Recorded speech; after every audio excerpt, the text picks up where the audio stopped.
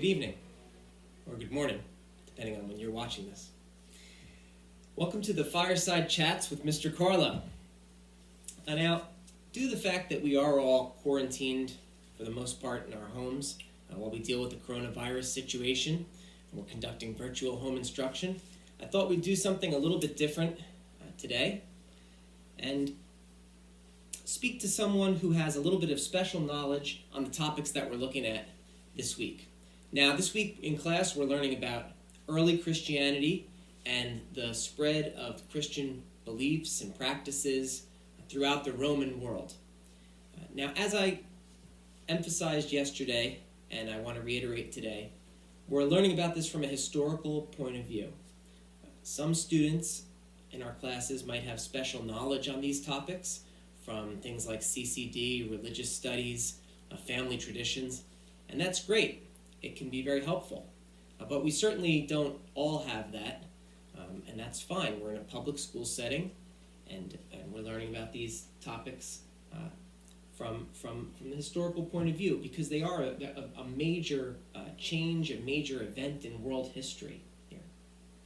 So, I wanted to conduct a quick interview with a person with special knowledge on the topic, and that person, my younger brother, Christopher Carlo. Welcome, Chris. Thank you, Mike. Thanks for having me. Yeah, you got it. It's great to have you, and just on behalf of my students and my classes, I want to say thank you for joining us. Really appreciate it. Happy to be here.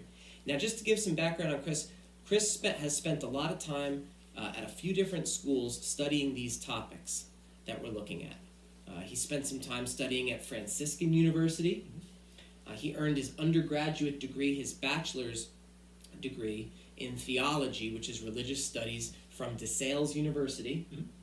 And most recently, he spent 2 years studying at the seminary at Mount St. Mary's University in Maryland. I got that right? You got it right. Okay, great.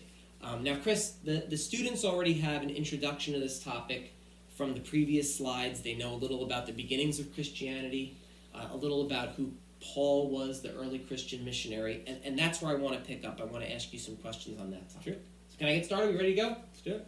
All right. The first thing I want to ask, why is Paul an important figure in the history of the church? So Paul is such an important figure in the history of the church, largely because he was instrumental in incorporating non-Jewish people into the early church of that time. Sure. Now, he himself was Jewish. Yes, Paul and most of the other earliest Christians and Jesus himself were all Jewish. Mm-hmm. Oh, okay. And Paul was the person who had the idea that this was a message, this was a belief system that could extend to outsiders, because the Jewish community in that part of the world, in Palestine, was not as open to outsiders. That's right. So at the time, the Jewish community, especially in Israel, they followed a strict observance of the laws of the Torah, okay. the laws of what Christians consider the Old Testament. Yes, the Jewish Bible. Yes, and they saw themselves as very distinct from all non-Jews. Okay. And they wouldn't have relations with them. They wouldn't receive food from them. They wouldn't intermingle with them. Sure. Not everywhere in the Roman Empire, but in Israel at that time, yes. Okay. But before I misspeak or anything, there were other communities, but this was the feeling in the area of the world where Christianity kind of started out. That's right. Okay, yeah. Very good. I know that from looking at maps of Paul's travels, some maps are included in this presentation, that Paul certainly did a lot of traveling. Oh, yeah. Now, how was he, as he went to these different places around the Eastern Mediterranean, how was he keeping track? How was he communicating with the different early groups of Christians in these different cities? So the two ways that Paul could communicate was either to go to the churches themselves, so he would revisit churches that he had founded throughout the Mediterranean, or he would write letters, and he wrote a number of letters that are in we find some in the Bible to the various churches around Roman Empire. About do we know how many or how often? There are 14 books of the Bible, which are letters which Paul wrote to the different churches. 14. Mhm. Wow. Okay. And so he was writing these letters to different groups. Does he speak more than one language? How does that work? Yeah, so many people of the Palestinian region of that time spoke a number of languages. So Paul would have spoken Greek, Hebrew, and Aramaic, most likely. Wow, multilingual. Mm-hmm. We're talking about a time before phones, a time before internet, TV. Yeah. To think of somebody who had those communication skills, that's a major factor in what's going on here, as far as I'm concerned. Communication skills. Now, when I look at the maps, I notice that a lot of Paul's travels are among the cities of Greece, that he's just north of Greece in Macedonia and traveling around the islands around Greece. Paul's living just a few hundred years after the time of Socrates and the other Greek philosophers who are famous. Certainly Greek philosophy would have still been a major thing in the culture of this part of the world. Do we have any idea what Paul might have thought about Greek philosophy, Greek mythology? Yeah, there's a couple places in the Bible that we can get a grasp of what Paul thinks about philosophy and Greek mythology. There's a story about Paul in the book of Acts in the Bible, in which he preaches to the Athenians. The Athenians, the people of Athens. That's right. In Greece. Yeah, and Paul, in the course of that discussion that he had, he refers to the Athenian poets, and he refers to their philosophy, and he refers to their gods, because what Paul had done is he walked around the city first before he preached to them. Wow. And he saw their statues. Took a tour. He took a tour. Yeah, and he saw their statues to the different Roman gods, the Greek and Roman gods. And he found a statue of this.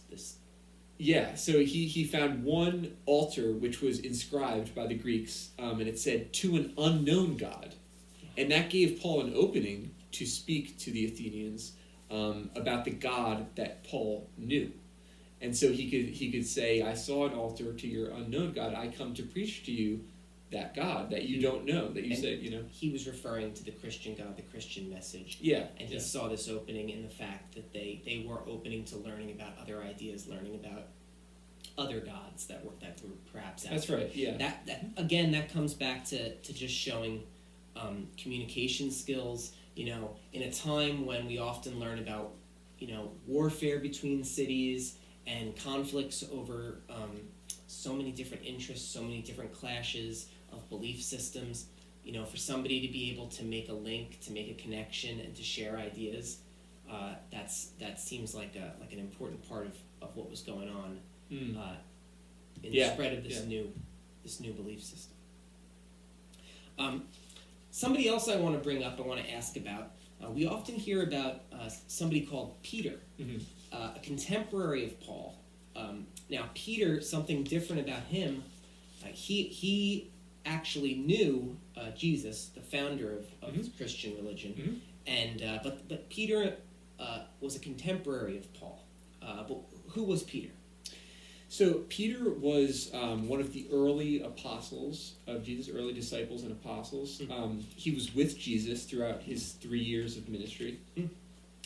And throughout Jesus' teaching, you mean? Yeah. And Peter was something of a leader among the earliest disciples. Okay. We know this because at the most significant points in Jesus' ministry, we find Peter there with him. So, for example, at his resurrection, before he's to die at the Last Supper. Yes. We find the students know a little about these Sure. topics Yeah. just from what we've been looking at. Sure. So, but and so you're saying that Peter was there, at all these kind of well-known parts of the story. Many of them, yeah. And that after Jesus, at the end of Jesus teaching his story, the Christian tradition about his resurrection, that Peter goes on to take a sort of leadership role. Yes, definitely. And the belief is that he was the first pope or bishop or?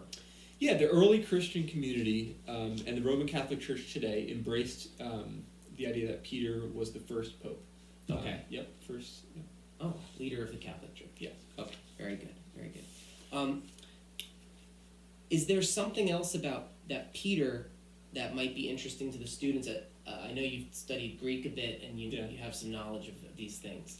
Yeah, so our name Peter comes from the Greek word Petros, and it really was a Greek word first before it was a name, Petros. Nobody had ever had the name Petros. There's no record of it anywhere in the ancient world before Peter, and what does it mean? And the word Petros means rock. Oh wow! Rock. And Jesus actually gave Peter the name Peter. He was Simon, and Peter gave him the name Rock, which that's what it would have sounded like to Peter when he first heard it. Jesus says, "You're going to be named Rock." You're named Rock. Yeah. You're the Rock. Yeah. Okay. But the symbolic idea is stone, rock, was used as a building material in the ancient world. That's right. So no, I'm sorry. Go ahead. Well, like for example, the Jewish temple had a foundation stone, which was kind of the this around which the rest of the structure was built. Wow. So there's a kind of a connection back to a different part of the story of the Hebrews. Yeah. Okay. Yeah. That's very fascinating, and the idea that this was a kind of a foundational aspect, that the stories of Paul, stories of Peter form a foundational aspect, and this is where the early church was building from. Yeah. Wow. Well, I want to say thank you one more time, Chris. I really appreciate you being with us and taking the time. Yeah. And thank you for adding to our class, and I know the students really appreciate it too. So. All right. Thank you so much. Yeah. Happy You got it. You got it. Okay, everyone. Enjoy the day of virtual home instruction today, and I hope you keep up the good work, because I'm seeing a lot of good things out there in virtual world, and I communicate with your other teachers, and I know that you're trying very hard, just like your teachers are, to really get off to a good start with this new way of learning. So thank you, and good luck in your studies.